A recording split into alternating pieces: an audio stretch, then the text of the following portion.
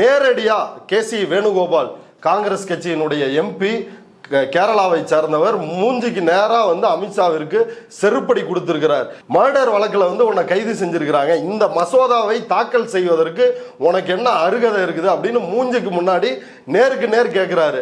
கேட்ட உடனே சன்சத் டிவி அதை ஒளிபரப்புமா, உடனடியாக அமித்ஷா பக்கம் திரும்பிருச்சு. அமித்ஷா மசோதாவை எந்திரிச்சு வாசிக்கிறாரு. அந்த மசோதாவை கிழித்து எதிர்கட்சி உறுப்பினர்கள் அவருக்கு வந்து என்ன சொல்றது, அர்ச்சனை அபிஷேகம் அவருக்கு வந்து செய்யறாங்க. ஆனா அமித்ஷாவுக்கு வந்து ஒரு அந்த புன்முறுவல் இருக்குது, அப்படியே செய்யுங்க, நல்லா செய்யுங்க அப்படின்னு அந்த புன்முறுவலோடு இந்த மசோதாவை தாக்கல் செய்திருக்கிறார். அந்த புன்முறுவல் இருக்குது இல்ல, அந்த ஏளன சிரிப்பு, 140 கோடி மக்களும் அந்த ஏளன சிரிப்பிற்கு ஒரு நாள் தண்டனை கொடுப்பார்கள். 2 முறை வந்து அப்பட்டமாக தேர்தலை திருடி இந்திய அரசியலமைப்பு சட்டத்தை குழி தோண்டி புதைக்கின்ற இந்த கிரிமினல் கும்பலை ராஜபக்சேக்களுக்கு என்ன இலங்கையில் நடந்ததோ அதுதான் இந்த கும்பலுக்கு நடக்கும்னு நான் எதிர்பார்க்கிறேன். அமித்ஷா வாசிக்கிறாரு, அவர் மீது இந்த மசோதாவை கிழித்து அபிஷேகம் நடக்கிறது.